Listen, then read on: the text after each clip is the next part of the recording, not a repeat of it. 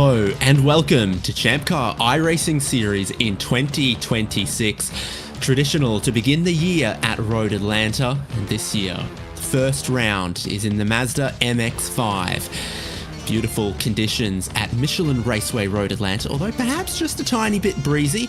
All of our Georgians will have to tell us how correct that is, but there is a 1 hour race ahead of us today, qualifying underway right now. David Haynes with Devin Peters and Michael Derby as HJBC brings you live coverage of the first championship event of the year. Devin, a beautiful track, a beautiful day, and a car that we know always turns on good racing, close racing, and really rewards skill and thoughtful driving. It's at this time of year, in the middle of the deep Canadian winter, that I really appreciate the ability to simulate sunshine and race cars driving around a motor sport track. And I, for one, am just super stoked to see the ChampCar iRacing Sprint Series back on again. Another year of great racing, ChampCar folks, and another year with a great prize for our sprint champion. So with an hour race ahead of us, qualifying underway right now has Ryan Puchtel up top from Lincoln Fox and Avery Mendoza. 36, maybe actually only 35 cars out on track. Many returning names and many new faces from our ChampCar family. Yeah. We've got a lot of folks that would be familiar over the last few years. Ryan Puchtel, Jaron Collins were both top three guys in last season's points championship. Aaron Smith has been around for a lot of years and has been fast at times. He's in that bright yellow car. You'll recognize him. Alex Crawford's looking fast right now as he pushes a teammate off the track. He's driving one of the HJ broadcast themed liveries out there, looking good. Lincoln Fox is always good for a quick lap around the track. Struggles sometimes to put it together into a full race though, but dependable when it comes to coming up with the most creative strategies on the grid. So we'll have to see if Lincoln's got anything in store for us. New name to the top five is Avery Mendoza. I haven't seen this one before, Haynes. Yeah, and it looks like times are tumbling at the top. So we began our little spiel there with Ryan Puchtel as the fastest driver. Then Alex Coffard usurped that, and we've just seen Lincoln Fox go faster with a 134.8. Just over 3 minutes left in the session. Avery Mendoza getting a little bit of a tow down that back straight, one of the fastest parts of the racetrack. And then into this turn 10A, 10B chicane section.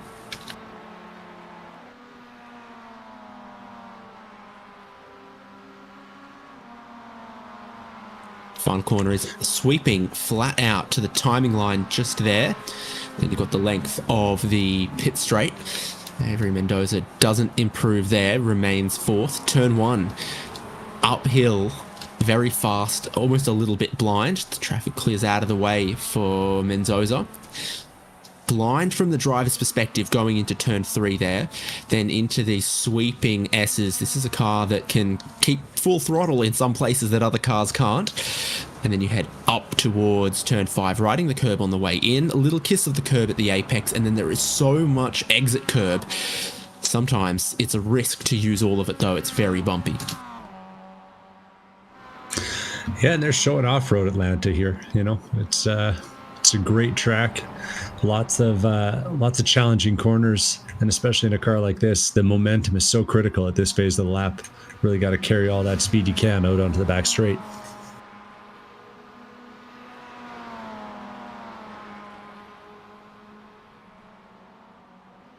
Well, exciting news, David Haynes. Yes. Number 99 car, Giovanni Romano, in the back of the shot there. That's the fastest Canadian on the grid. He's running 5th place overall. Where's the fastest Australian, Haynes? At work.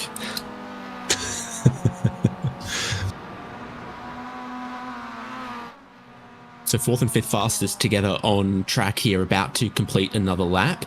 They need to improve on a 135.3 and a 135.4 respectively to make any changes. And Giovanni Romano gets close with another 135.4 that's just short of improvement. That breeze from the southwest, pretty ferocious. Yeah, that's 19 mile an hour. That's going to be making a difference for those cars as they're coming down. I guess they'll be heading into it about here as they head towards the pointy end of the track. At turn 6 and 7 here. Feel like that's dangerous this generation. This is the brown M&Ms.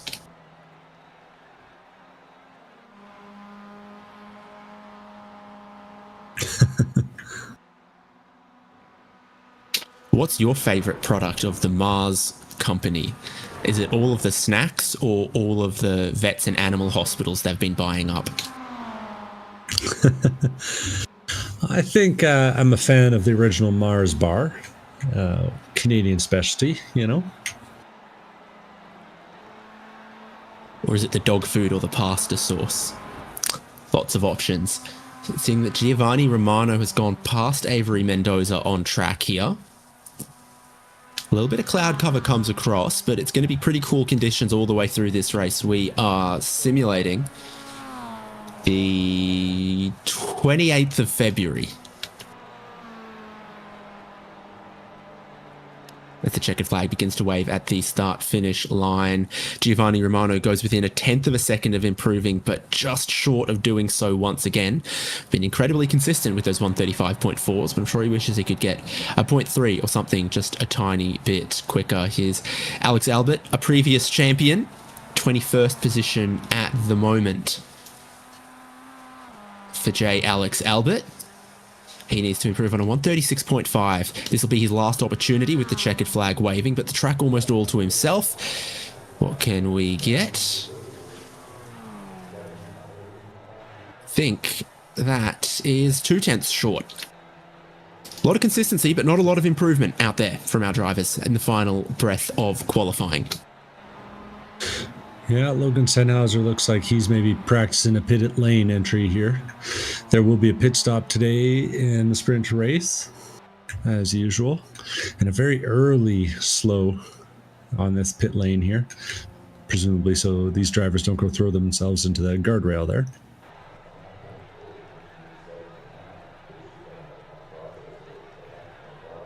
It looks like 31 qualifying times up on the board there, Haynes.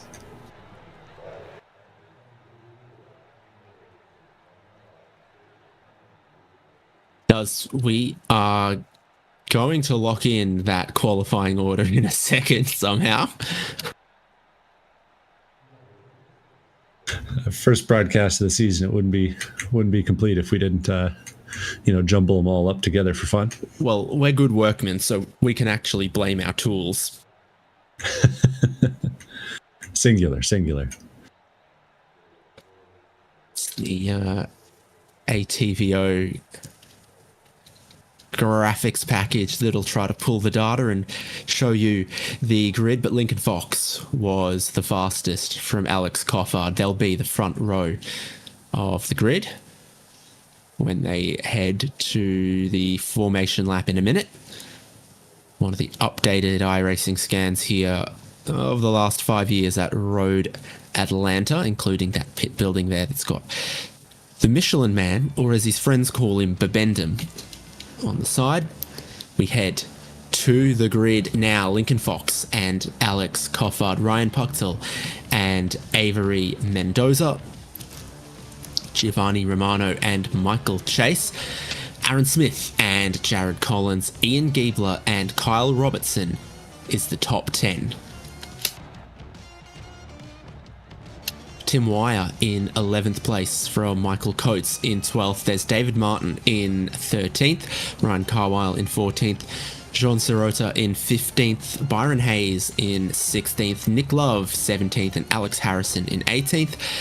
Logan Sennhauser in 19th and Cameron Sennhauser in 20th. The Sennhauser brothers locking out the 10th row of the grid there. 15th eighth something throw of the grid. Alex Albert in 21st, Dennis Daniel in 22nd, Jeffrey Rockwell in 23rd, Will Warren in 24th, Aaron Brown 25th, Kevin Glass 26th, John Nicholford 27th, Sean Roberts in 28th, Steve Hermetz in 29th, Cindy Pickett has qualified 30th. One other driver has set a qualifying time by the looks of things, and I believe that's Nick Love's dad, whose name escapes me right now. Rick Wishon, David Haynes, Brian Tidd, Stephen Maynor, and Bill Salen have not set qualifying times.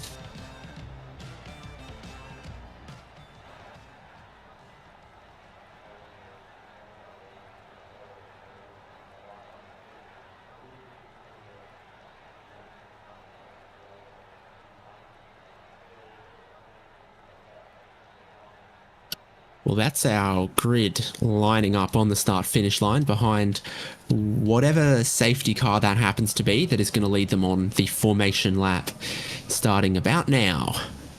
I think it's the sedan safety car.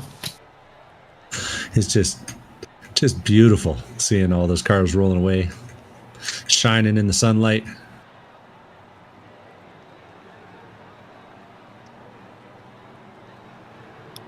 Are you taking vitamin D supplements? You're really in love with the sunshine. I think you might be it's just missing so dark, David Haynes. It's so dark. I do actually. I do. Yeah, it's necessary. Only get sun from about 7 to call it 4:30 here for most of winter. I spent a couple of weeks in Germany, and the sun was setting very early there, like 3:34 or something. Very weird to me.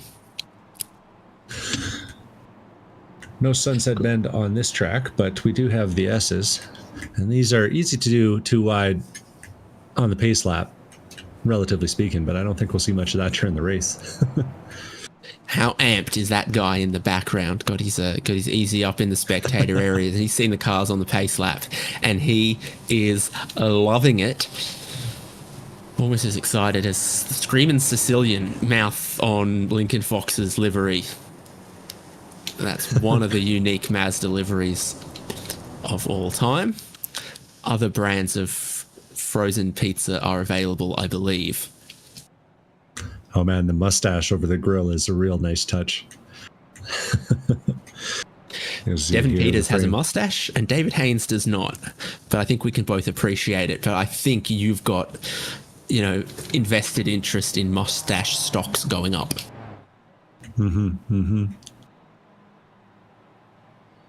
I'll have to. I'm expecting there'll be so much action we won't get to appreciate the paint schemes on the cars here today for very long as they come through the final chicane on this pace lap. But while they're rolling slow, it's nice to take a good look at them. So here's what to expect. A 60-minute race, everyone starting on the same setup with the same 4 gallons of fuel. It's going to require a pit stop to get you to the end of this 60-minute race. But where and when you take that and how much fuel you try to save is completely up to you. The pace car is going to pull to pit entry. Lincoln Fox and Alex Coffard are side by side. The green flag waves very early here at Road Atlanta. It's already going from the start-finish stand. And Alex Coffard and Ryan Puchtel will be side by side for second and third as 2026 ChampCar iRacing Series gets underway with Lincoln Fox leading us into turn 1. Tyres will still be cold for everyone. An element of caution is still advisable as is going side by side up the top of the hill into turn 3. This is where the action really and truly begins. Looks like Giovanni Romano battling with Michael Chase there. Jared Collins around the outside of Aaron Smith going just a tiny bit backwards. And we head down through the S's, the field, fanning out.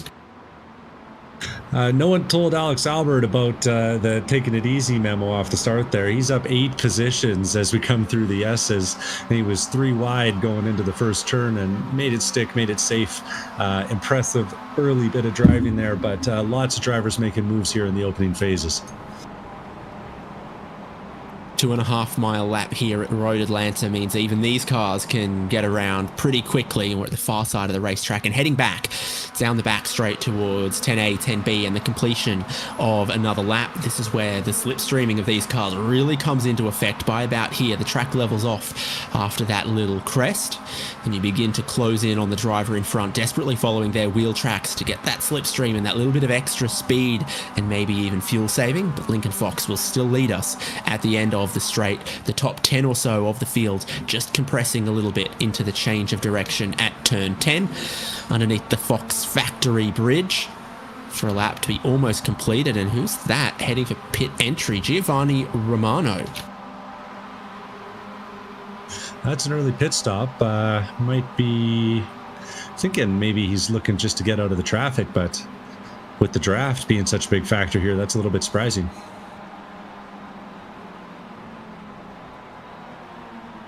Have to see what the plan is here. Looks like fuel. Well, after one lap, there's no point on tires, is there? So you would have to make a fuel-only stop at this point. Lincoln Fox leads exiting turn 5. But Ryan Puchtel is all on his bumper. Alex Coffard sits in third position at the moment. Avery Mendoza, who we saw a lot of speed from in qualifying, running in fourth. And that gap left by Giovanni Romano pitting very, very quickly closed. You won't find room to cross the road between first and 21st. And our only other lap one victim was David Martin, although Will Warren has just recently run into some troubles, and Giovanni Romano 30 seconds later is back out on track. That seems like about the right amount of fuel that a guy would need for a pit stop, so maybe that's the strategy. We'll have to see how that pans out. Meanwhile, up here, Ryan Puchtel's looking up the inside of Lincoln Fox and holding off the likes of Avery Mendoza in third. Oh, might not pay off here, though. Avery does the over-under and gets back up the inside coming towards the last corner here. Action up front. Michael Chase also making some moves into turn 10 there. In light green, he sits behind Avery Mendoza. Let's just see, perhaps Ryan Puchtel there moving around and up into fourth as well. Fastest lap of the race tumbling as the front of the field compress sideways and side by side over the top of the hill there. From the driver's perspective, incredibly blind turn 3, and first and second are out of here, Fox and Mendoza. Yeah, they got a clean run through turn 3 there and able to find a little bit of a gap. That's almost a half second, 0.6 to Ryan Puchtel in third. So if they can stick together, they might have something. Move in the foreground there. That's Alex Cofford taking a spot away from fourth. Michael Chase, the first of a few green cars in a row.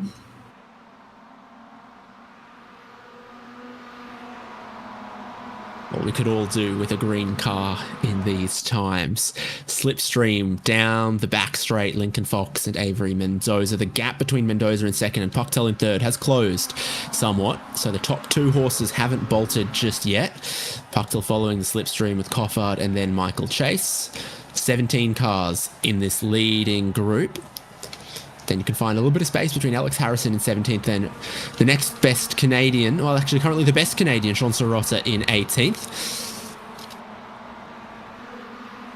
Yeah, he's trying something out. Watching in the foreground is that looks like Alex Harrison, Ryan Hayes, and Aaron Brown are trying to decide if they're going to go 3 wide into turn 1. Looks like they'll sort out into 2 wide. A little tap from Aaron Brown, or onto Aaron Brown as he goes up the inside and slides out wide. Little slide job there. Alex Harrison's going to get the best run out the exit and take the 2 of them, though. Turn 1 is really tricky like that. You turn in on a narrow line and the understeer is ridiculous. So that was well done there. Alex Harrison moves ahead. Nick Love dropping back a tiny bit. Ooh. Gap now forming for our top 13 and the rest. Alex Harrison loses a little bit of momentum and loses a spot to Brown. Meanwhile, Nick Love is kind of on an island, staring at the lead pack as they get away. and that's a big difference. Having no draft on the back straight, I saw as much as 6 mile an hour difference at the end of the straight for these guys. So the draft playing a big part in the pace of these Miatas. As evidenced by the fact that the fastest lap of the race belongs to the car in 17th place. You can't really set the fastest lap of the race leading. You need to use the slipstream to close up a gap. And that catch-up mechanic helps you set a faster lap. Avery Mendoza leads from Lincoln Fox. So a new race leader and a new fastest lap of the race. Tumbling again as it then goes to Alex Coffard, then goes to Tim Wire. Ryan Carwile, I think, had that for half a second. You called it though. Tim Wire is running in 13th place back in the lead pack, and he's got the most draft out of all of them.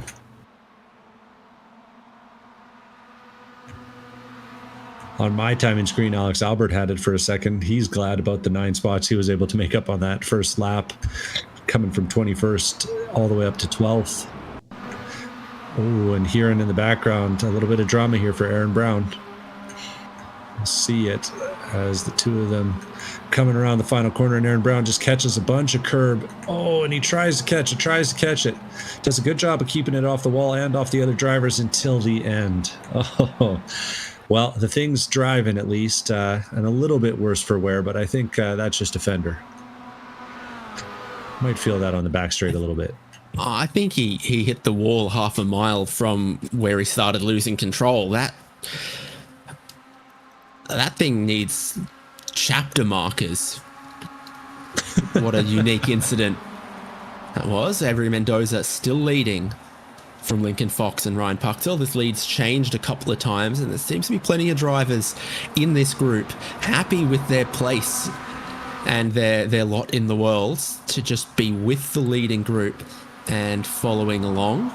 A top 13 of Avery Mendoza, Lincoln Fox, Ryan Pucktel, Alex Coffard, Michael Chase, Kyle Robertson, Jared Collins, Aaron Smith, Michael Coates, Ian Giebler, Ryan Carwell, Alex Albert, and Tim Wire. I've done some research on our leader, Avery Mendoza. UGA, Formula driver, and looks like he's had the chance to drive a Porsche, a GT4 in Donington Park race circuit from Driver 61. So pretty experienced little driver there. Little Formula SAE, little on-track coaching, and looking pretty good out at the front of the field.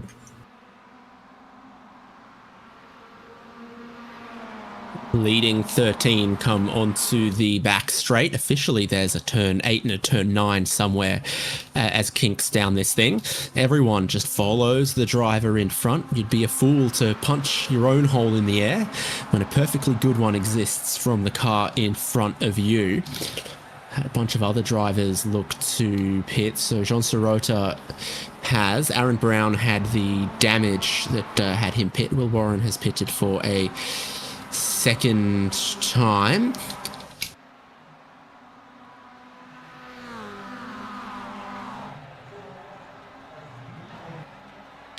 I looked at the geography here. We've got a very strong wind coming from the west, which means that's a tailwind on the pit straight there. A crosswind almost everywhere, but a little bit of a headwind as you round turn 6 into turn 7. It's the wicked wind of the west. Well, it certainly seems to be having kind of a chilling effect on the racing. The drivers are very content in this first half of our hour-long race to keep things pretty well in line and calm, at least in this front pack. I think that lessons from years of doing this ChampCar iRacing series has taught folks that being first in the first half of the race doesn't win you any prizes, but having enough fuel to shorten up that stop and driving safely gets you to the end of more of these races, and that's where the points are won. Second group on display is the Alex Harrison, Nick Love, Byron Hayes group, and they're a little closer together. They've had a few touches here and there, but just a little bit of battling between those guys was enough to drop them off the lead pack. That's all it took. And even with the trunk full of peanuts, Alex Harrison can't find his way back across what is almost a 5.5 second gap at this point. Denhauser brothers just behind this, Cameron and Logan. I did know which one was the older brother, and now I can't recall. But they also got Jeffrey Rockwell just behind them in 19th.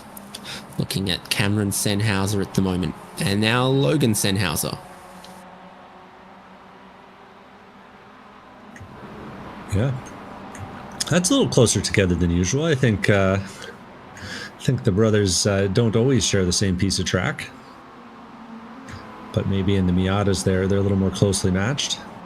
A little battle Alex here. Albert, Tim Wire and Ryan Carwile making just a little bit of a swap at the tail of the group. Really wanted to keep touch with the group in front. Some slight gaps beginning to form as the pace increases. Tim Wire still has the fastest lap of the race. Heavily draft assisted. That's where he got a little bit of a gap to Giebler. Giebler's got a bit of a gap to Michael Coates, but then your top 9 quite tightly compressed, including Lincoln Fox and Ryan Puchtel going side by side, and looks like Puchtel will get up into second place behind Avery Mendoza, who continues to lead at Road Atlanta. And it looks like just a little bit of lap traffic was the sort of start of that separation. They lost a little bit of time through the S's, and now they're going to have to really hustle on the back of that top 13 to make it a top 13 again. The leaders are not giving anyone a chance. It's just merciless pace up at the front.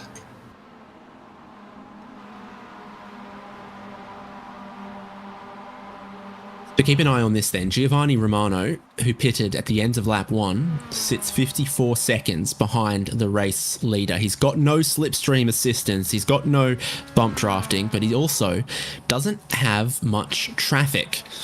So that gap, 54 seconds, as Romano runs a little deep into 10A, and that'll probably increase then to 55, 56. That's not what he needed to do. It is a little curious, though, because, the old stopwatcher is suggesting that might have been a good move if the pit lane time is what's reported. We'll have to see what it looks like at the end of the race.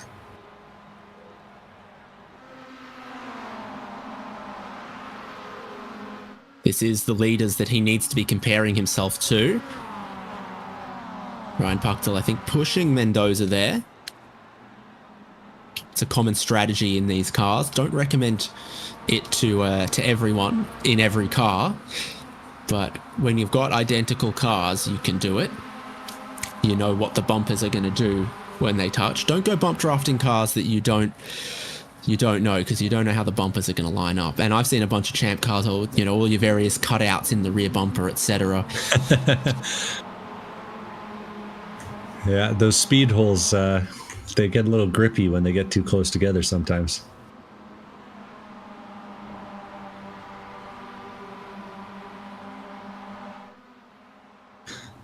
But it is now 10 at the front, with about a second and a half back to Alex Albert and Tim Wire and Ryan Carwile. And it is status quo. Mendoza up 3 spots to first. We got Ryan Puchtel in second, up a spot. Lincoln Fox and Alex Crawford both dropping back a little bit. Third and fourth. Michael Chase, fifth. Sixth, Kyle Robertson. Seventh, Jared Collins. Aaron Smith in eighth. Michael Coates up 3 spots to number 9. And Ian Giebler at the back of that pack. And with just over or just under 45 minutes on the clock, the drivers are eating up the miles. Romano just got a clean lap in at a 36.4, 3/10 slower than Avery Mendoza leading the group. A couple of changes in the peloton. I think I saw Michael Chase looking to go a spot forward around the Kyle Roberts and Jared Collins area in the middle of this group. New livery for Drive Trainer Motorsport. So we look at the next spots in the pack. This is a replay. Alex Harrison with Nick Love. Now that's turn 6.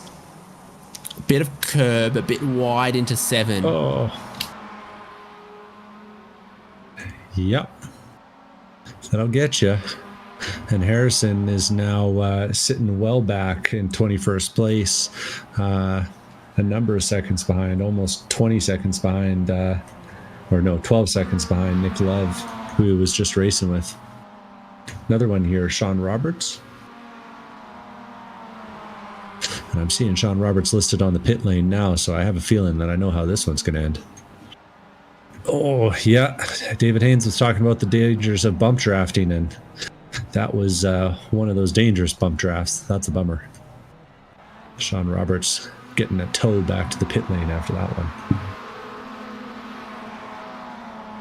Yeah, not well lined up. Maybe too much closing speed. This is the lead with Mendoza and everyone behind just cracking the throttle a little bit in the final part of the straight to remain in line.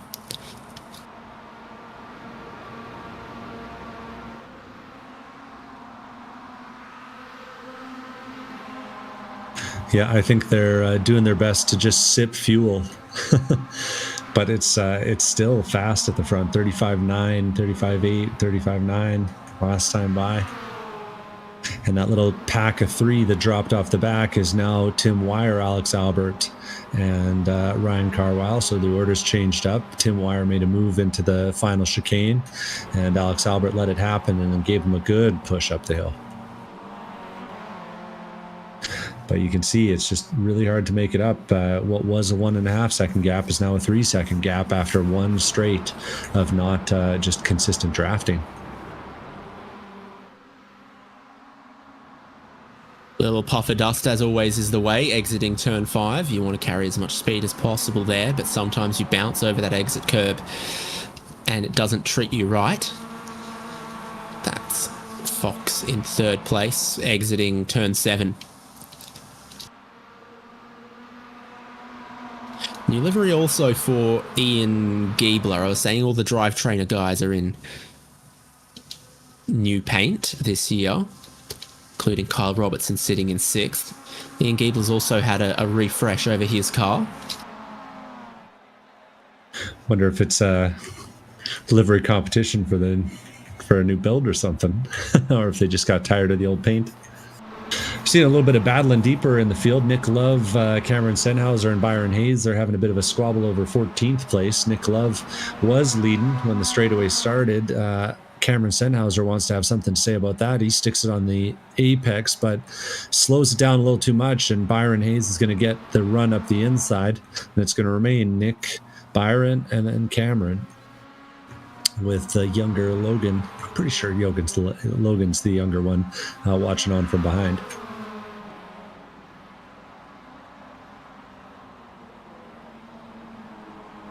Nice line from Nick into turn number 1. They're able to get a few car lengths as they come up the hill. This corner is just so challenging. Nick runs it a little wide, but it's blind over the apex, and when you churn in, it's easy to miss it. And Nick did, and all that hard work in turn number 1 went away.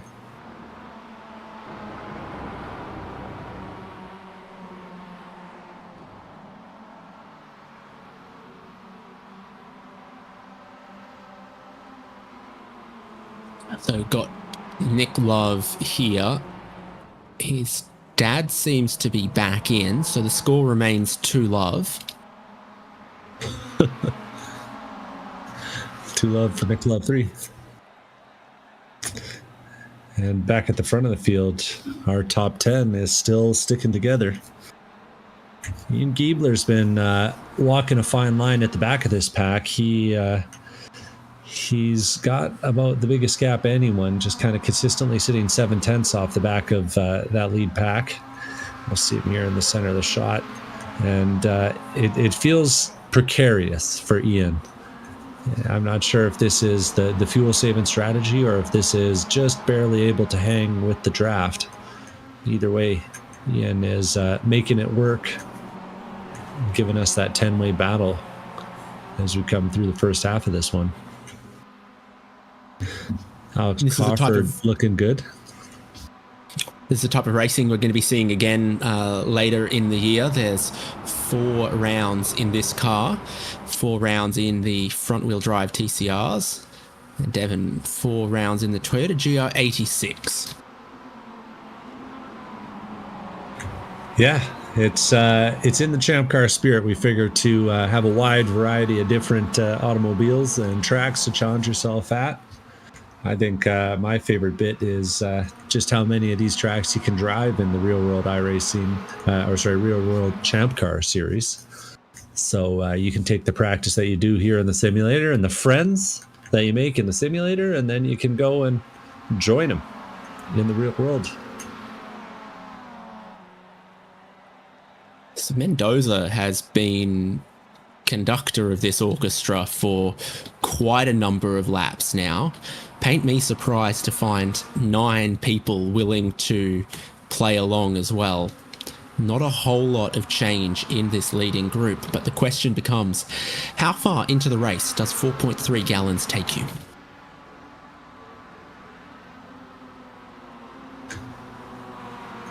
It seems like it'll get you pretty far. I am hearing though, as I listen at the corners, I am hearing just big lifts and smooth throttle applications kind of up and down this top 10 pack. So they're not being shy about the fuel they're trying to save. Alex Harrison comes into the pits. Still have Giovanni Romano as the highest running driver who's taken on board extra fuel. John Sirota and Aaron Brown. Romano has slipped to 59 seconds behind the race leader. Alex Harrison, I imagine, will end up behind that too. Yeah, significant milestone though, that 59 second, because that starts to get into the range of a pit transit time and a pit stop time combined for Gio there. So he's going to need to have a little bit more pace in order to make that strategy of his work. We see him here on track, lapping more or less solo. He's got Will Warren up ahead. Will hasn't had a stop yet and looks to be a lap down, even though he's ahead on the track. Meanwhile, Alex Harrison's pulling away out of the pit lane. And you know what? I said he had peanuts in the trunk earlier, but those look to be miniature cinnamon buns. I haven't had a close enough look, and also I don't know if I recognize every brand. But he's a man who likes a snack, as don't we all. And he's going to be chasing down a snack with Aaron Brown just up the road from him. The two of them now both haven't had a pit stop and both showing a fair turn of pace in the early phase of the race. Might be able to find themselves a buddy and get driving. Tim Wyer's on the lane. Yeah, he's pitted from 11th. A bunch of other drivers coming in as well. Nick Love and Cameron Senhauser. So about half that battle pack. We might be coming to the end of that 4 gallons. Pretty sure that's Alex Albert's pit crew there, dressed as turtles. I love it.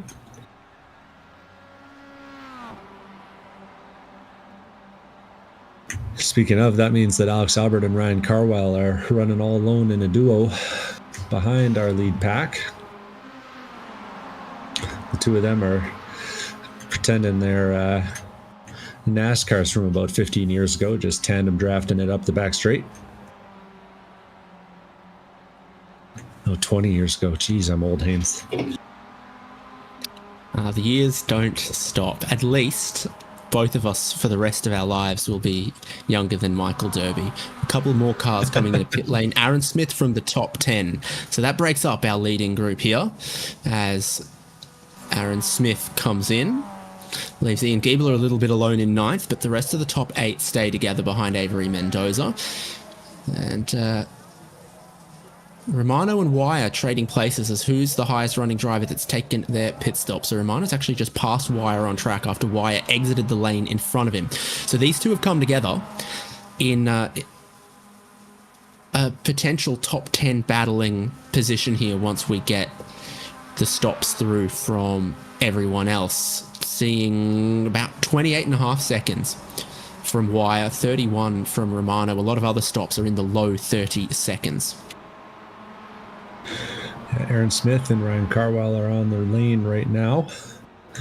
And Aaron Smith in the yellow car sitting still for about 32 seconds.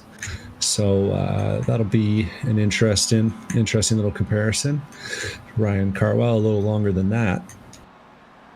And Carwell is going to come out behind Gio. Oh, and it's Tim Wire. Tim Wire is having a wreck on the exit of the pit lane.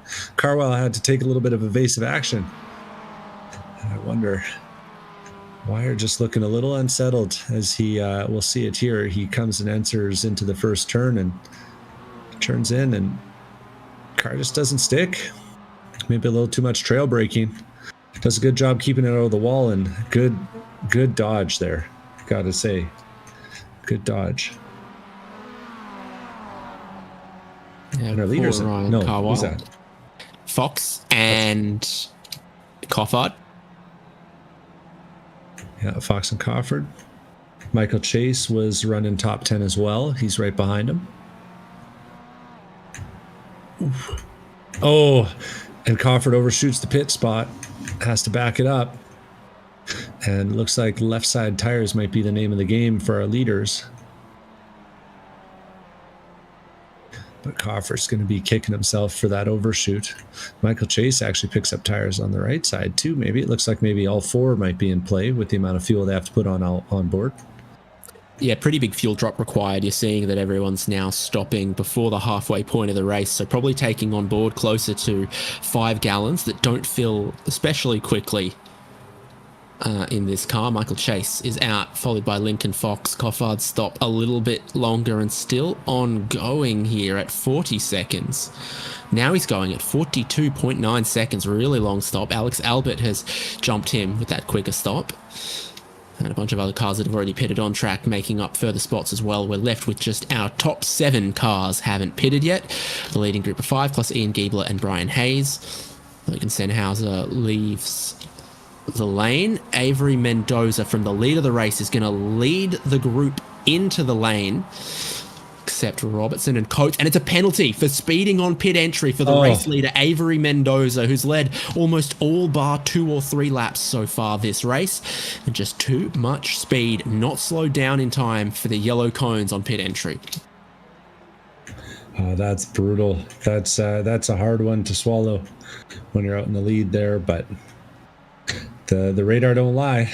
Oh, and he backs it up. That's a tough one. Probably going to cost Mendoza the top 20 here. I think you get held an extra 40 seconds or so, 30 to 40 seconds for such a penalty. And that's after all the pit service is done. Lincoln Fox is the lead out on track of guys who have pitted, and he and Michael Chase both took stupendously short pit stops. And they're going to come around these guys and come out in the lead. Not everyone having to take a full 30 seconds of fuels. Looks like Ryan Puchtel is going to be short fueled and joining them, with Jared Cullinan's not too far behind.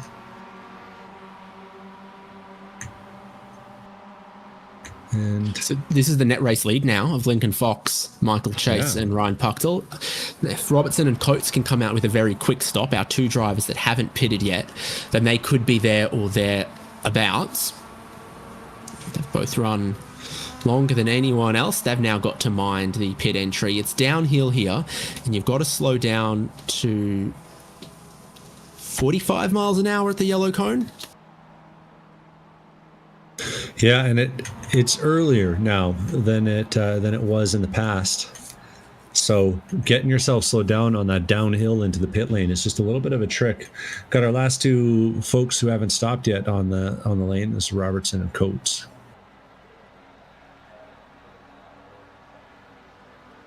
And it looks like, interestingly, Robertson is going no tires, just fuel.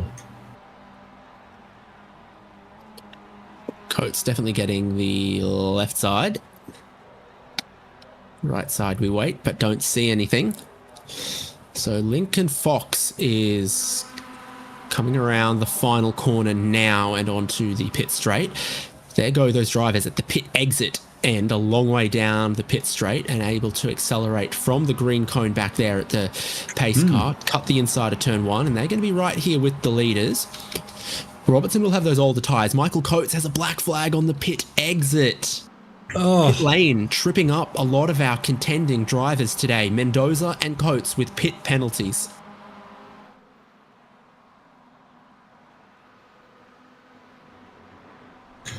That's tricky, but our top 10 that were just glued together on track, you can see navigating the pit lane is a critical part of the strategy here in the ChampCar iRacing Sprint Series. And well, a few guys have done it better than the rest. Kyle Robertson and Lincoln Fox leading now with just 27 minutes on the clock.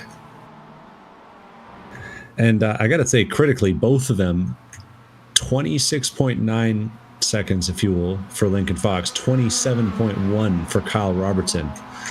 So now that you don't have the giant draft train, do you have enough fuel to get to the end? Do either of them have a real good accounting of what that number actually looks like? It's going to be tough to say.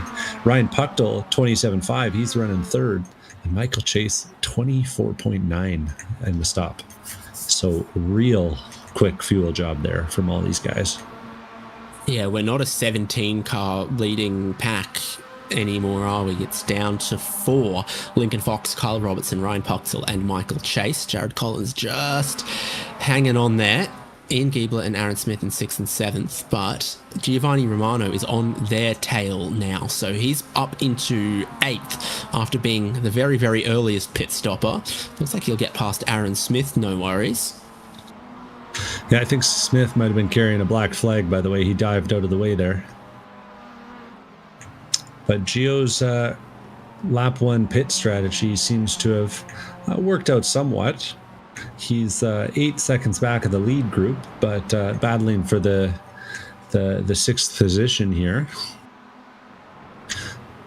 Giebler, who was struggling to kind of hang on to the lead pack in the early phase of the race, is just up the road. Just in the foreground, you're seeing Dennis Daniel, who is a lap down. So they'll be coming up on him. But one of the many pretty green liveries out there today. In one of those drive trainer cars. Second place, isn't it? Yeah, it looks like it. All right. No third lane going to open up there for Michael Chase. Ryan Puckdell into 2nd. This is actually really good for Jared Collins. Suddenly he's so much closer. He has been driving the wheels off that thing to try to join the leading group and give himself a fighting chance. 25 minutes still to go. So if you can be part of that group, there's still a long way to go, but you just need to be part of that group. New fastest lap of the race. That'll do it. Yeah, you weren't kidding.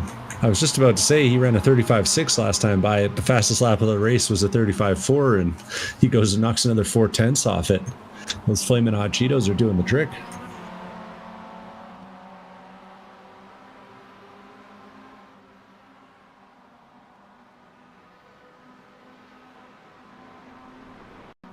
It's been an incident elsewhere. We believe it's Cindy Pickett and Jeffrey Rockwell. Yeah, Rockwell in the 24. Pickett just outside. Pickett was, done nothing wrong there at all. Yeah, that's a bummer. I don't know if Jeffrey thought he was all clear. Or were they a lap apart? Looks like they're on the same lap. But I don't know if Jeffrey just thought he was clear or not, but That's gone and written a couple cars off, unfortunately.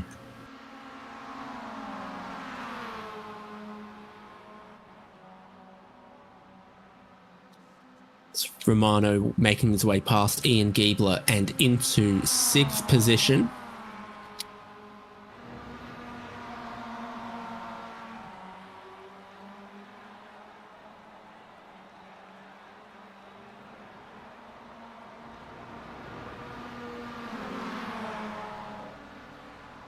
And he'll have his work cut out for him if he wants to lead that pack up to the leaders, who are once again at the front, setting quick laps.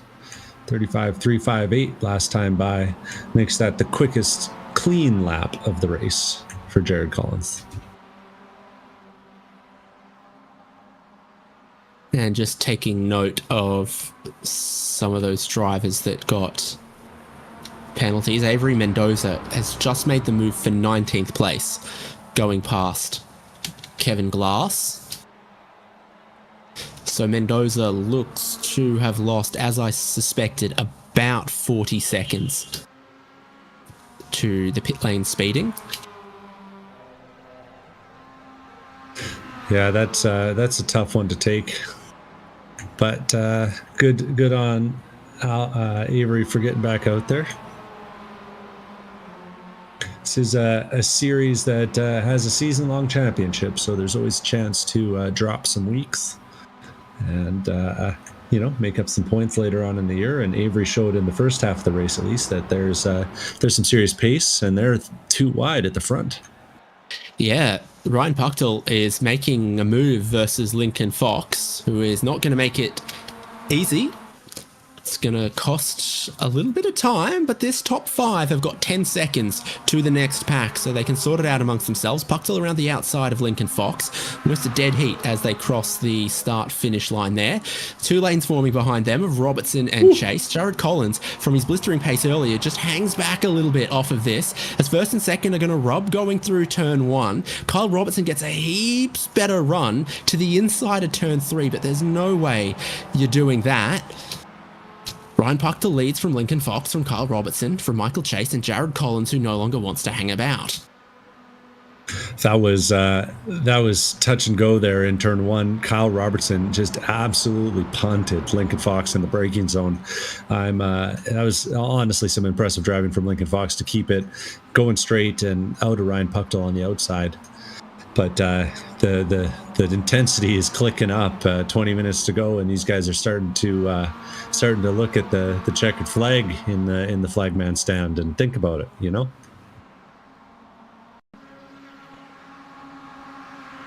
Everyone's looking like they're having a bit of a hard time. Sirota here coming in to the final chicane. He's lining up a move on the inside, and the crossover does not complete. And unfortunately for him, that's going to end up with him facing the wrong way. But luckily, the car has still got all its wheels attached, and he'll carry on. Kyle Robertson and Michael Chase. And Jared Collins doesn't want to hang about. 3 wide underneath the bridge, heading into the final corner. Jared Collins needs to tap the brakes a little bit on that inside line as the 2 on the outside nearly run themselves off the road. Ryan Puchtel and Lincoln Fox smell an opportunity here, because there goes first and second. Robertson and Chase have cost each other a lot of time, and Jared Collins couldn't find a way through. Yeah, that's real tough. Meanwhile, Gio Romano just casually lapping in the background and making up some time on that battle pack. They're now only about 7 seconds behind Jared Collins. So, the last Canadian hope is maybe not quite the long shot he was just a lap ago.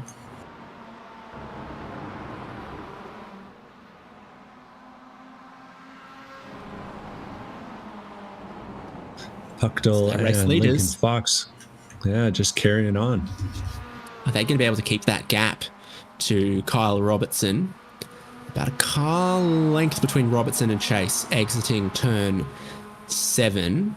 Means that Chase gets very close very quickly, and a big square bumper hit. He's trying to make sure they can close that gap back down, but Lincoln Fox is keen to extend that gap. Yeah, I think Lincoln and Ryan have enough races up at the front of these things of experience to where they know that if they can just lock things up with a second and a bit between them, they can realistically, they have a shot to break away here, and they would love to do that. I think the guys 3rd through 5th have realized that as well, though.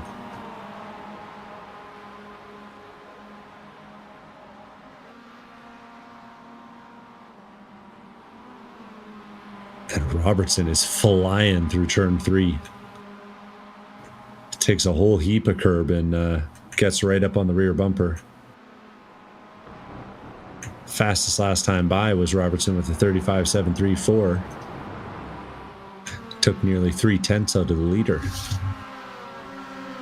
Had a really solid bump draft on that lap, and then a little bit of toe off the leaders. So all of that combining to mean a very quick lap and closing some of the gap down. Alex Coffard is back in pit lane for a second time. It looks like he drove there rather than tow truck.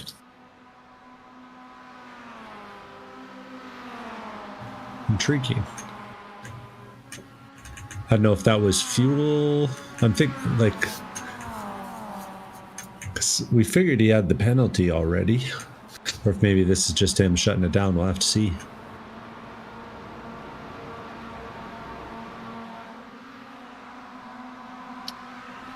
Right, Puxel got very wiggly as Lincoln Fox was pushing, and it has not quite been to their advantage, as again Kyle Robertson's the fastest car on track, hunting them down, with Chase and Collins along behind.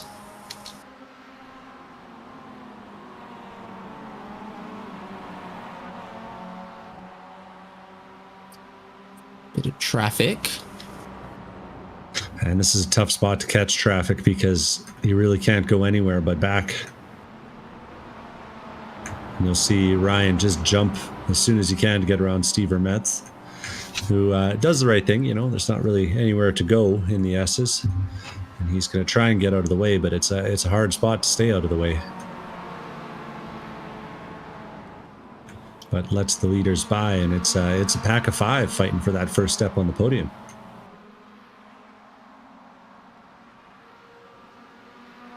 Yes, it is, with 16 minutes to go. I actually don't have a prediction of laps remaining. My finger math says about 10. 10? 10 to 11. We'll have to see which way it goes. They all go too wide. Lincoln to 12.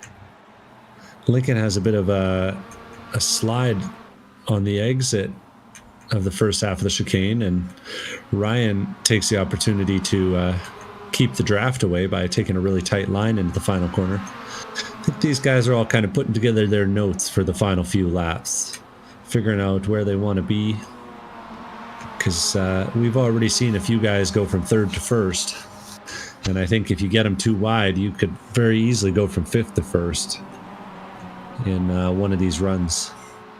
It's part of that magic of that Road Atlanta back straight, man. Well, the sun makes another appearance, even though it's starting to get a little late. Puxel, Fox, Robertson, Chase, and Collins as our remaining top 5. Started off as sort of a top 20, became a top 17. At one point, it was a top 10. And then it's just 5 in this final stint. That's always the way these races play out. You just want to be with the leaders until the final 10 minutes. Yep. Race of strategy, race of consistency. We got Aaron Smith on the big screen now. That's that second battle pack featuring Gio, Aaron Smith, and Ian Giebler.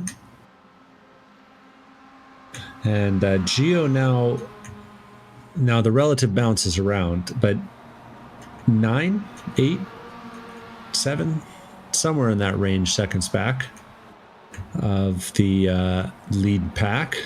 So they gained a little bit when the battle started, but then lost a little bit when it calmed down.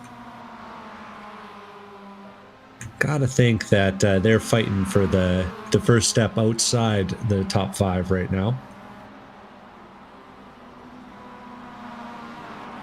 About 9 seconds clear of Alex Albert, who's driving in free air with Ryan Carwile another 5 seconds behind him. And then rounding out the top 10, you've got that battle pack of Carwile, Wire, and Hayes that is kind of inconsistently fighting with each other. So more than a few spots to look around this track. But we'll keep our eyes pointed at the front as Ryan Puchtel tries to make a statement after finishing second in the championship last season. You know, wants his shot at the top step at that big season-long prize, and he's in the right spot to do it. Going into turn 10 a lap ago, almost everyone in that top 5 really rolled off the throttle into the corner. And all of their pit stops are significantly shorter than Giovanni Romano and Aaron Smith in 6th and 7th. Comes Michael Chase down the inside of Kyle Robertson.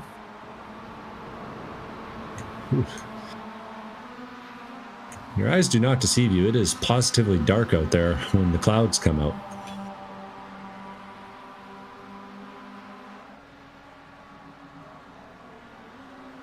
Chase jumps up the inside and threatens it, doesn't follow through. But just that little bit of fighting, all of a sudden it's top 2 and then 3 behind.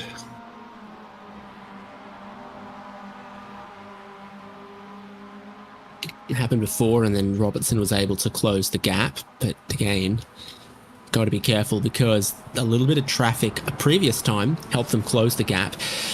But traffic at the wrong time could open the gap, and they are approaching, I think, Brian Tidd and John Nicholford.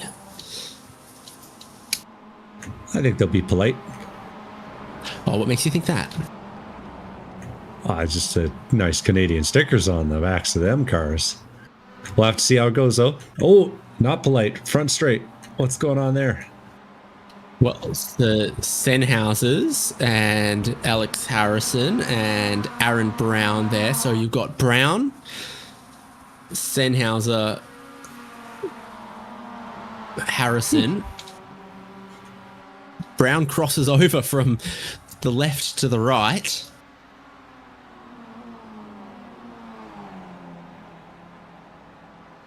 Oh, they've kept it fresh and exciting there. And back up at the front, the politeness has been intended, but it has resulted, and we're going to see it here, in a bit of a traffic jam. So the leaders, the top 2, are able to get through, but there's just no place for the next 3, and they lose a little bit of momentum on the exit of the corner as Robertson is trying to find his way through, and so is everyone else behind. And now that pack is all mingled up. So you've got, in the blue car, you've got John Nicholford. He's a lap down, and then just ahead in the yellow facing car, another lap piece of traffic. So our top 3 are just struggling to find their way through it. As we go into turn 1, they're split again, and they're still dealing with them. As we jump back to real time, and they're coming out of the S's, this is Jared Collins giving Michael Chase a push as the 2 of them try to find their way past John Nicholford. So 10 minutes ago, lap traffic coming into play in this final chapter here, as we approach the final chapter of this first race of the season.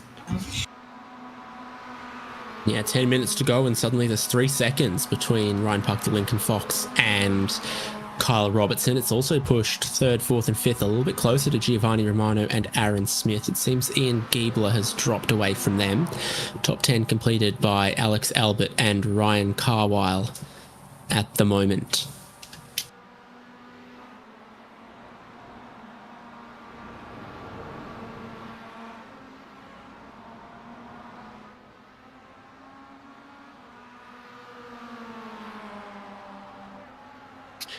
the race leader, completing another lap. 36 flat for them. And it's in the 37s, I think, for the next group. Still lost a bit of time going through the traffic.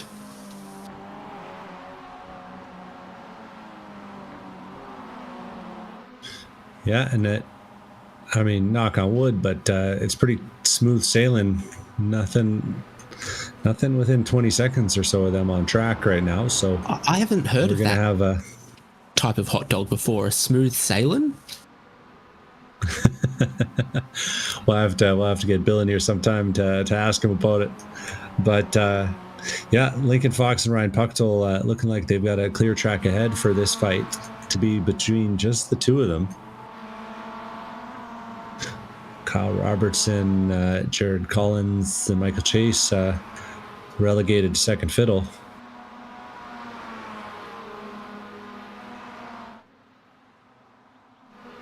Squabbling over that last step on the podium. Well, Romano can see Collins quite clearly now. That's between 5th and 6th place, with Aaron Smith trying to help. Yeah, giving him a really good push. Came around the kink of turn 9, and they could see 3rd, 4th, and 5th going into turn 10. And they remain side by side up there with Collins and Robertson. Collins is getting a little impatient, I think. Now he pushes Michael Chase, but doesn't get through. Just dancing on the edge of the grip is Kyle Robertson.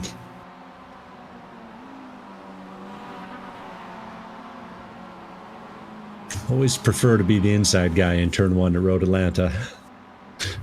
Done a few too many rookie races in my day, and these guys aren't rookies, but it's still scary out there.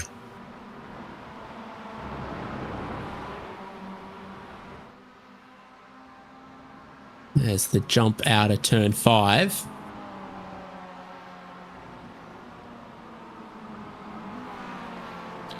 Collins was the fastest car on track last lap as he makes a dive to the inside of turn 7 on Michael Chase, and it works. Catches Chase by surprise, gets a bit wide into some of the dust and the other stuff there. Now Kyle Robertson's got to pick and choose here, and he thinks that Jared Collins is his best hope of catching the leaders. So he moves lane left to right to push Jared Collins into 3rd place and leave Michael Chase out to dry. And all three of them looked like they were struggling with front end grip as they came through 7. Tires getting a little warm at this phase of the race, even as the sun's coming down. Meanwhile, Aaron Smith and Gio are finding their way past the likes of John Nicholford and Brian Tidd, who are still fighting themselves over 19th and 20th. Smith and Gio get a little bit separated and lose a little bit coming through this chicane. But only 4 seconds back of that battle for 3rd. Just 5.5 minutes to go.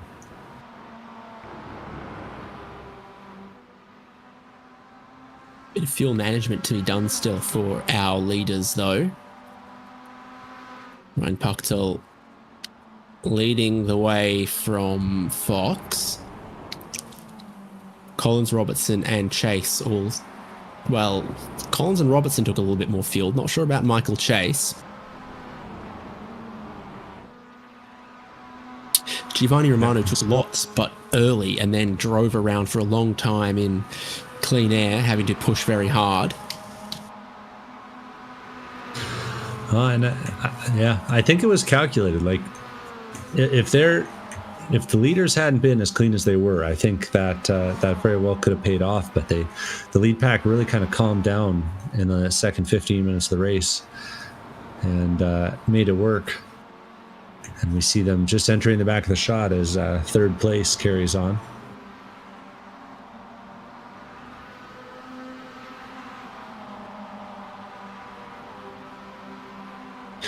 And once again, off in the distance, you can just see 1st and 2nd lapping together. About 3 to go this time.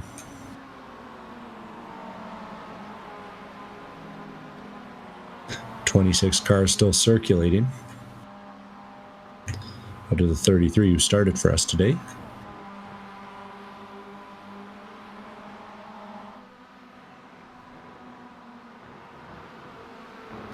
And as they come up through the S's, that sun has got to be just blinding.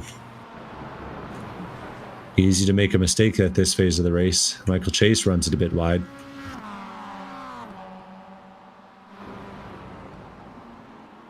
Not seeing too much in the way of traffic for the leaders in these final laps, though some can always hop up with what appears to be 26 or 27 cars running out on track at the moment.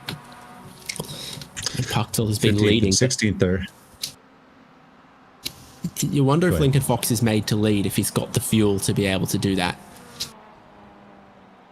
Yeah, I was just catching in the background while things are cool at the front. Logan Sennhauser and Aaron Brown are having a fight. Aaron Brown, of course, was running up a little bit higher earlier in the race, but the two of them have been poking back and forth. So whether you're first or whether you're 15th, you got fights to have. But I think you're right on Lincoln Fox and Pucktel here.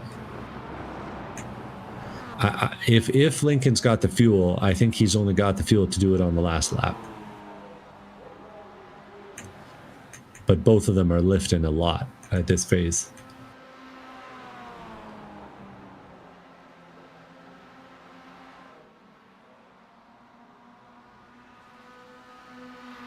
Collins taking just a little bit of time out of them, just 0.2 on the last lap. Is going to need to find miraculous amounts of time with just a couple of laps remaining.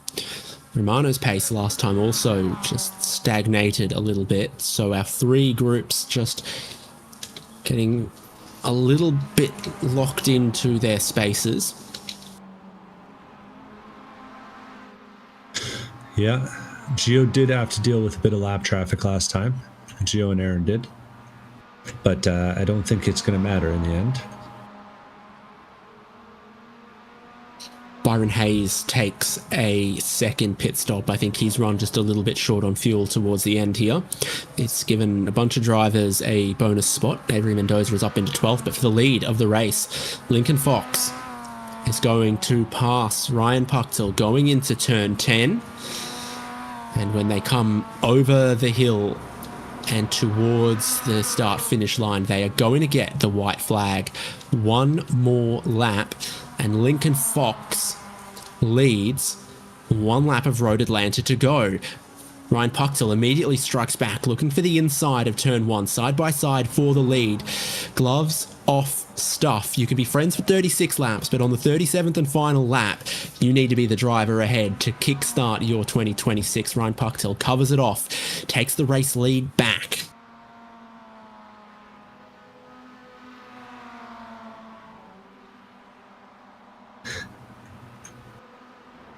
He's holding on for dear life up there. And behind him, the cars are weaving, but no overtakes yet in the second pack. We got Jared Collins still holding on to third with Kyle Robertson right on the rear bumper, and Michael Chase looking to pick up the pieces. Well, for the leaders on the back straight, it becomes so tactical. Lincoln Fox out of turn 7, about a car length behind Ryan Pucktel. Tiny bit of traffic up the road from them as well. Ryan Pucktel knows you wouldn't be able to defend the run that Lincoln Fox is going to get. What you need is to be able to cross him over in turn 10 and get a better run down the hill to take the lead back. Lincoln Fox banging doors a little bit here with Pucktel as they go down in towards turn 10. Both of them want this race win. Lincoln Fox goes in tight. Ryan Pucktel's trying to get this crossover for better momentum. Fox runs a tiny bit wide, touches the dirt, but has the advantage heading down the hill. The checkered flag comes up quickly, and Lincoln Fox wrestled and boxed for that one, but takes the first win of 2026 in the ChampCar iRacing series. Kyle Robertson was looking in his mirrors the whole way and holds on to third place as Michael Chase goes from 5th to 4th. He tried to do third. He couldn't quite make it. Aaron Smith comes through right into the final chicane and gets his way past Gio Romano. And so Romano's going to have to settle for 7th after that alternative pit strategy shows up. Ian Giebler crosses the line in 8th, with Alex Albert crossing the line in 9th, rounding out the top 10.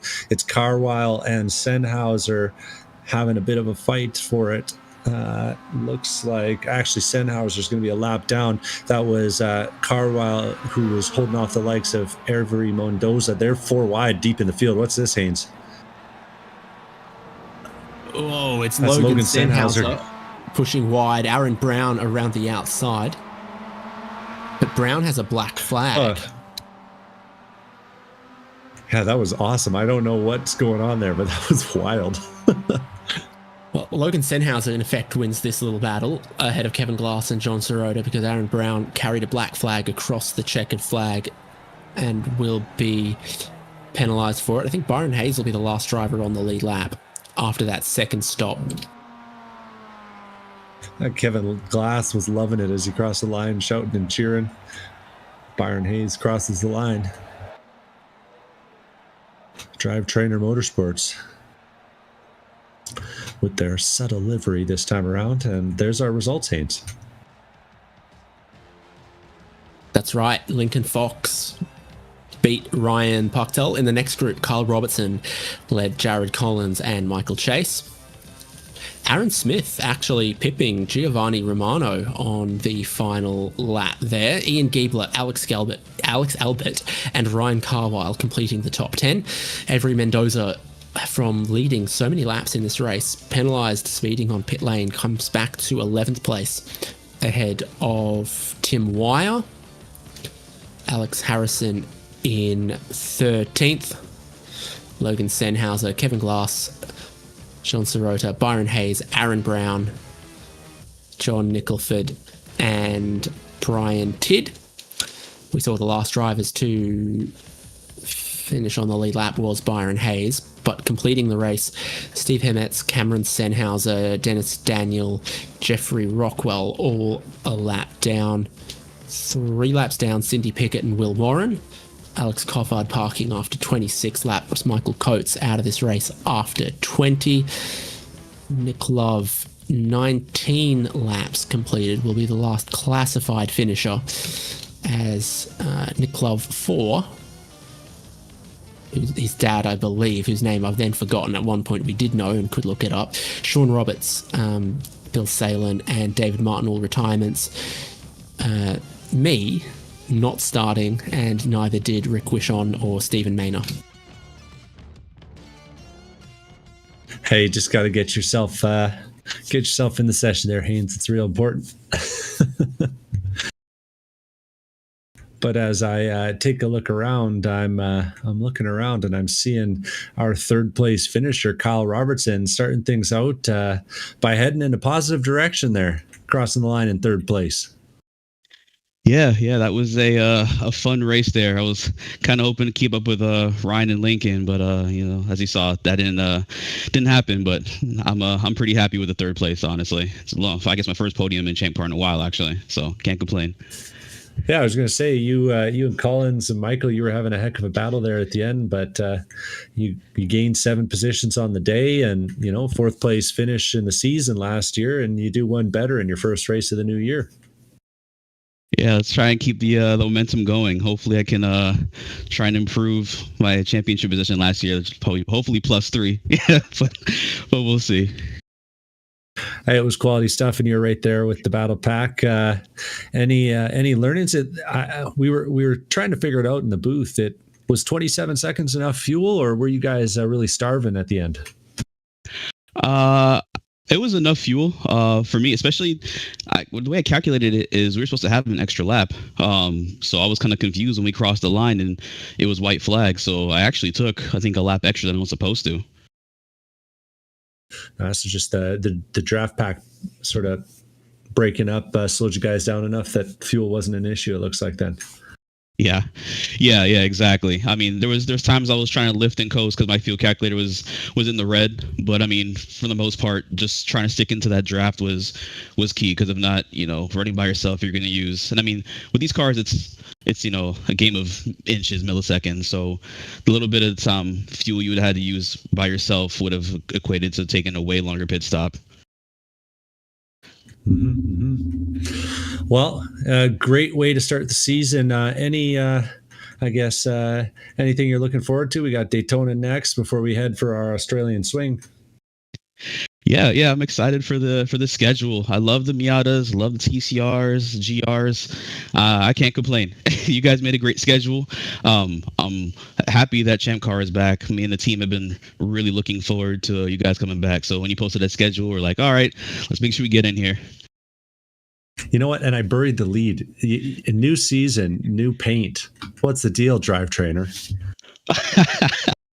I'm hoping you guys like it. Yeah, no, Andre, our team owner, he wanted to, do a little something different. We collaborated with the guys on our team to try and come up with something a little different, a little cutting edge there, if you want to call it that.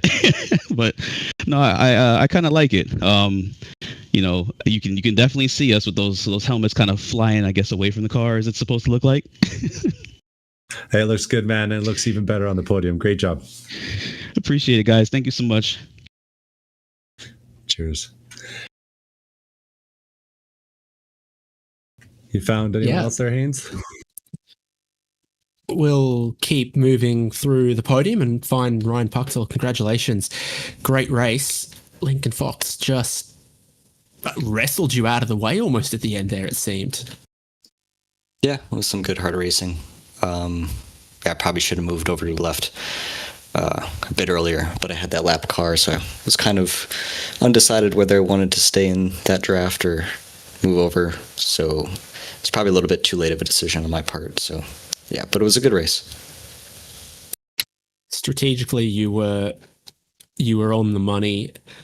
In that top 5 at the end, it became a top 2, and then it always becomes a little bit of a flip of the coin in these cars at a high draft track, that you just, if you time it and you get lucky, you could win, but you could be leading and have the reverse happen to you. So you gave yourself that sort of 50-50 chance.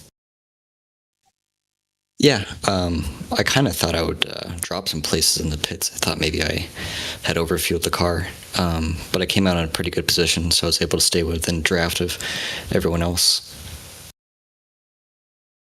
In the first 30 minutes of the race, what did you feel like you were doing? We had 10 car pack, 15 car pack, and everyone seemed to be biding their time on it. Yeah, I was kind of carefully watching that to see what the other drivers were going to do, but I was assuming that, as you saw, just save fuel, just kind of chill. I'm just looking out for any kind of late moves from the other drivers if they want to make a break for it. So, but yeah, the first part of that race, you're just kind of doing the best you can with fuel. That's fantastic. Any teammates, anyone else you're gonna rope in this year? What can we expect to see from you in 2026? I think it might just be me. Well, there you go. You're on a hot streak in the MX-5 now. Are there any other cars you think might suit you? I kind of like them all, really. The TCR is kind of new to me, but a little bit of practice in it, and I've found it enjoyable to drive. And the Toyota is very similar to the MX-5 in a lot of ways, so yeah, it should be good. Awesome. Thanks so much. Congrats. See you again soon. Yeah, thank you.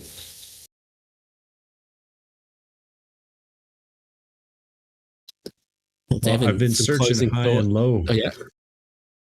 I've been searching high and low, and I haven't been able to find our winner, Lincoln Fox, but it was a quality show out there today, Haynes. And it bodes really well for the Champ Car series. When we get so many quality drivers out to kick off a season like this, and I'm really grateful. I'm looking forward to doing another great season with you, Haynes. Yes, forum.champcar.org and the Discord server for ChampCar iRacing Series. Plenty of information and more to be announced. Thank you so much for joining us. What a great race it always is. And we've got 3 more races to come in this car. The Toyota GR86 race is similar, always close pack racing. And then the TCR making a return from a couple of years off. It's been heavily updated. People are saying it's become really enjoyable to drive, and we look forward to seeing what kind of action that can deliver. From Road Atlanta, Lincoln Fox is the winner and starts off 2026 perfectly.